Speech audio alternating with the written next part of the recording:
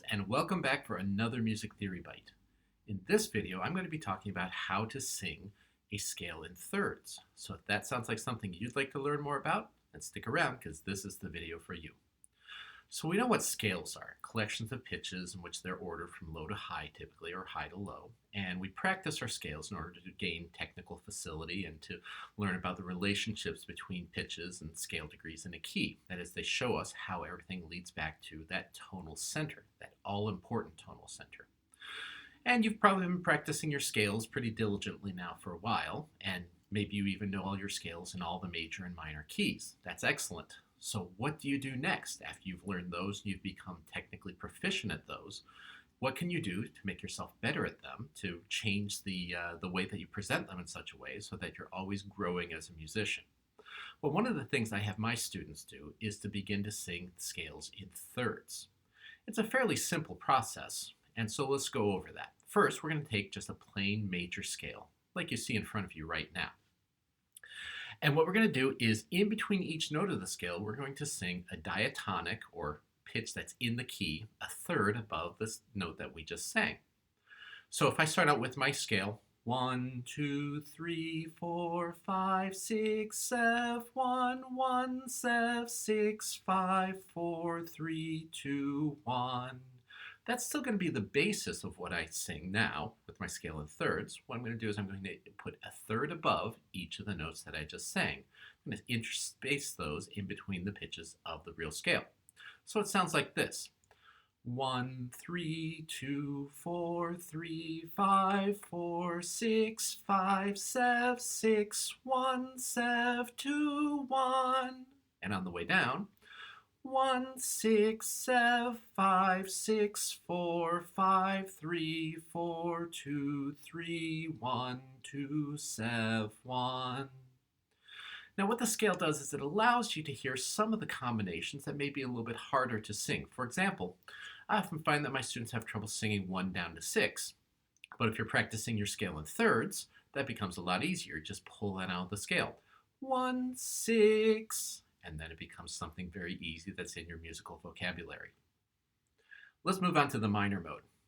Now when singing this in minor, we always have to be aware of scale degrees 6 and 7, because those two scale degrees have two different positions. We have the raised 7, which is typically heard over dominant harmony, lowered 7 when it's anything but dominant harmony. Scale degree 6 is typically in its lowered position, unless that scale degree is acting as a passing tone between 5 and raised 7, or raised 7 and 5 over dominant harmony. You can review that in my videos about the minor mode that I have posted on my channel.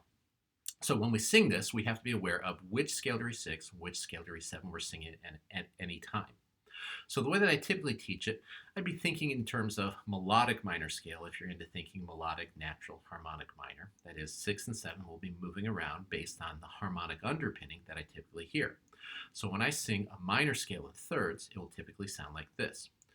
1, 3, 2, 4, 3, 5, 4, 6, and that's the lowered 6. 5, 7, that's the raised 7. 6, raised 6.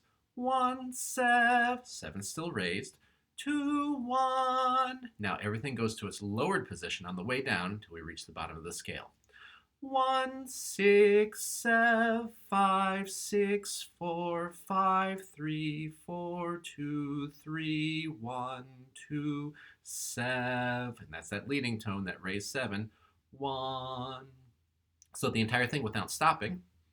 1, 3, 2, 4, 3, 5, 4, 6, 5, 7, 6, 1, 7, 2, 1. 1, 6, 7, 5, 6, 4, 5, 3, 4, 2, 3, 1, 2, 7, 1. Now, of course, you can do other variants on these scales. So, for example, I just sang that using the melodic form of the minor scale. If I wanted to, I can do the harmonic form of the minor scale, where all my 6s are lowered and all my 7s are high. So, for example, if I'm singing the top part of that scale, 5, 7, 6, 1, 7, 2, 1, 1, 6, 7, 5, 6, 4, 5, 3, all the way down to the bottom. I could also do the natural form of the minor scale. 5, 7, 6, 1, 7, 2, 1, 1, 6, 7, 5, 6, 4, 5, 3, 4, 2, 3, 1, 2, 7, 1. Making sure I have that nice subtonic below. So after you've learned those basic scales, then you can see if you can make it a little bit more challenging. A couple of things I do is I have my students sing the scale but leave out a scale degree every time it occurs. So for example, if I were to sing the major scale in thirds but leave out scale degree 4 wherever it occurs, 1, 3, 2, 3, 5, 6, 5, 7, 6, 1, 7, 2, 1, 1, 6, 7, 5, 6, 5, 3, 2, 3, 1, 2, 7, 1. I keep increasing the number of scale degrees that I leave out so that now students are forced to hear each note as a scale degree rather than as a note that precedes or follows the previous note.